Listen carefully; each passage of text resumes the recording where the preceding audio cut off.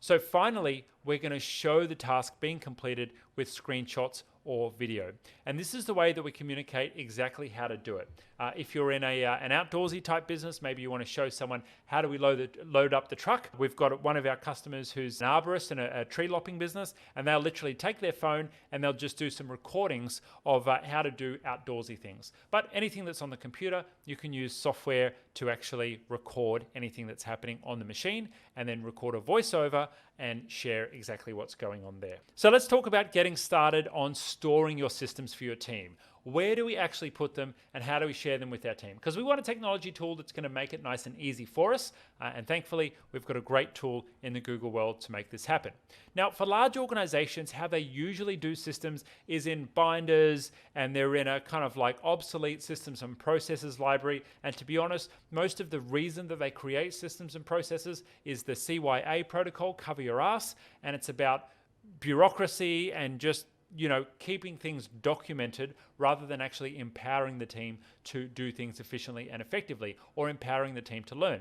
And I've never worked in corporate before, but I've heard stories of people who have worked in corporate who have been on the job in the first week and tried to go and learn how to do something. They grab a binder off the shelf and then they go to page 3, and page 3 says, "I'll go see Bob on level 5 about this process because the process has changed," right? That is not an effective way of doing or storing systems, and we want to avoid that. Now, small businesses, we have a different way of doing systems, and it looks a little bit more like this, in that there's no system. It's all up here in our head as the business owner, and for us, it's just near impossible to communicate that to our team members because we kind of train people manually when we never document things. We're just always kind of waiting for them to hopefully retain the information, but if they leave the job and someone else comes in, we've got to do it all over again.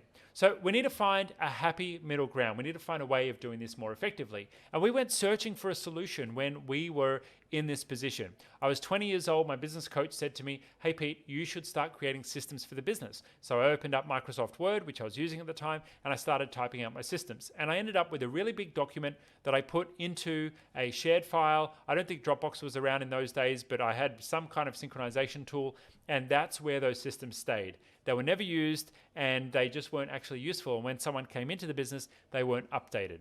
Then I came across a piece of software called Wikimedia, which is actually the back end of Wikipedia. There's a piece of software that Wikipedia runs on called Wikimedia. And I started creating a wiki, but that didn't work all that well because the software was a bit clunky. And eventually, when we moved into the Google world, we came across Google Sites, and that changed everything.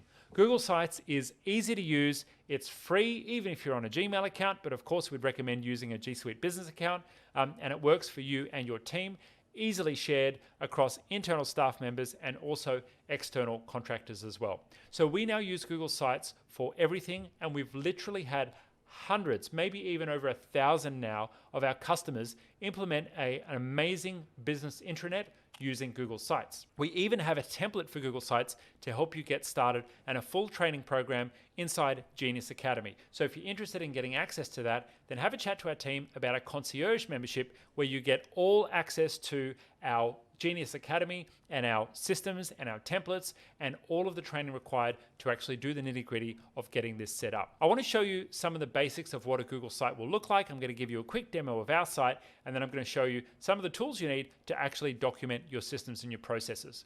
Now you'll see here, this is a screenshot of our one. Google Sites is really about documenting the systems and processes. There is a hierarchical folder structure so you can organize things logically for your team, and it makes it really easy for them to browse around and find the information that they need.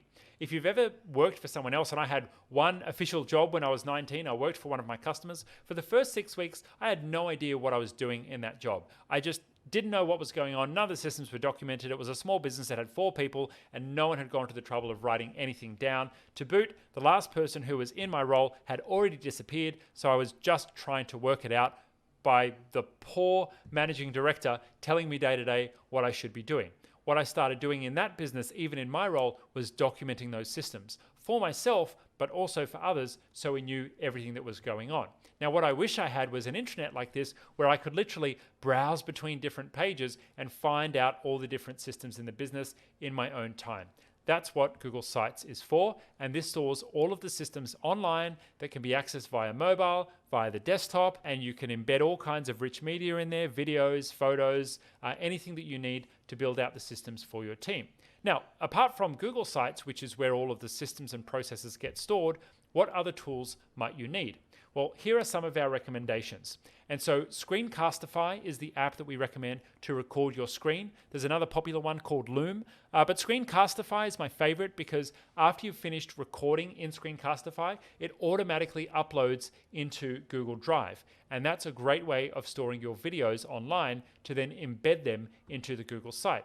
Secondly, I already mentioned if you're an outdoorsy business, you can just grab your mobile phone and record videos, and then you can also store those inside Google Drive to be embedded into your Google site. I mentioned Google Drive there, and Google Sites is where we bring it all together in one place for everything systems in the business. Let me now show you a demo on how that actually looks. I'm going to show you a couple of pages in our website.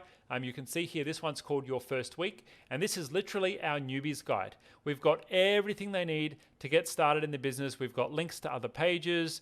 We've got information embedded there. And this is basically the one place that they go to when they're first starting in the business. Now, this gives them a roadmap for exactly what's going to happen throughout their onboarding process. And each person who's joined our business has consistently said that having that documented there gave them a sense of comfort that they knew what was coming, they knew what to work on, and it gave them the confidence that if they ever got stuck anywhere, they could just ping their manager and say, hey, this is the spot that I'm up to, but I have a question, rather than just trying to work it out themselves. Next up, let's have a look at another area of the business. This is our sales team, and we've documented a sales guide for how our team know to sell our concierge product. How do they consult with a customer? How do they work out, an ideal process of taking a customer through a journey of working with us and, identifying whether or not we can help them? We've got Google Documents that have been embedded here, which have heaps of information on how our sales process works and how the products work. We've even got a slideshow that's been implemented there. And so you can see here that all this information has just been embedded straight into the site. And so there's one simple place for everyone to get access to everything they need. What else do we use this for? Also, Google Forms. This is from our HR team. They'll use it for leave forms. This one here is an emometer, they call it, and that's just, kind of checking in on how the team are doing emotionally. This is a really great initiative from our team, and I absolutely love it. We'll be sharing more about this in another video, but that's basically all built right inside of our Google site. If you have a look at it here in the newbies guide, we've got sections for everything someone needs to know when they've just joined our company. And so Google Sites for us becomes the one place where absolutely everything sits. We have all of our stuff there, all of our systems, all of our processes documented nice and neatly for everyone on the team to access. Now, people often ask us, well, what should I do with this Google site? Should I leave it open for anyone to access and edit? Should I leave it for people to be able to change it? My answer to that is yes. You do want to have a culture where your team are giving each other the heads up if they're going to change or update a process, or maybe you want to lock it down so it's just your managers who are doing the updates. But particularly when you're a smaller business, especially if you're in that startup or that launch phase, when you're documenting systems, you want to leave this open so everyone can collaborate on it. You don't want these to be set in stone and just sitting there waiting for someone to update them when that only someone who has the permission to is you, because it's very quickly going to get completely out of date. Now, I mentioned earlier that we have training available. This is a screenshot of our Genius Academy members area. If you're a concierge member of ours, you get access to this. And this is a deep dive into all of the different steps of setting up your Google site intranet. As I said, we've helped probably over 1,000 now business owners get set up on their Google sites. This is a very, very popular program of ours, and we've been running this for over 5 years now. It really helps you to get a base template. We give you the template so you don't have to start from absolute scratch, and you can then go and fill in the blanks, but also is a full training on how to use Google Sites. And the best thing about that is you can give that to your team. You don't even have to do it all yourself. This is not something that you should be doing. You should use the tools of delegation to take this hat off you and actually give it to your team to help them do that. Before I go, I want to give you guys a couple of bonuses. There's some required reading for systemization, or some recommended reading rather, on systemization. The E-Myth Revisited is probably the quintessential book on a business owner removing themselves from the technician role and really building a business that can one day work without them. And so that would be my number one recommendation. The 4-hour work week is a bit kooky, and it's really more about lifestyle design, but that really hammers home the point about you making sure that you're not the person doing all the tasks and finding people who can do things not just in the business, but also in your life as well. One of my other favorite books is called Built to Sell, and that one is really about creating a business that just flows. It's about architecting your business so that it can be a business that is not reliant on you as the bottleneck, and that's a really, really great read there as well. If you haven't already, please make sure you check out our other videos on our growth roadmap.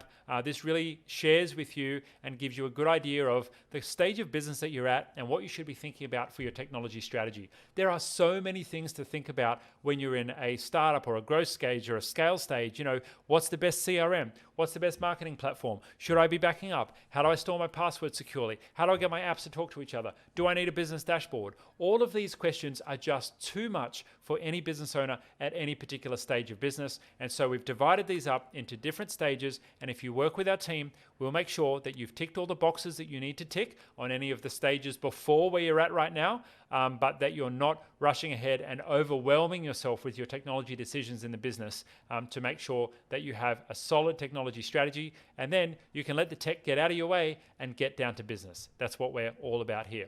So if you're interested in getting in touch with our team, head along to itgenius.com. There's also links below this video to get in touch with us. We'll be very happy to help you out with anything you need in the technology world. And until next time, I'm going to say, see you, goodbye. If you've not already joined our G Suite community, make sure you jump on the links to the G Suite community group there. It's a free group for business owners all running G Suite, and we post exclusive videos in there, lives before they go live to the public, and of course any updates from Google. We're going to be posting those first before we post them out to the rest of the world. There's also an amazing, thriving community of business owners who are all really helpful and really incentivized to help each other out, so make sure you check that out. If you're interested in chatting with our team, you can schedule a free consultation, completely complimentary, to review your IT strategy. Whether you're a launch business, startup business, scale business, or a large organization, we work with businesses of all sizes, so no business is too small or too large to work with us. Get in touch with our team for a no obligation chat. They'll be very happy to review your IT strategy,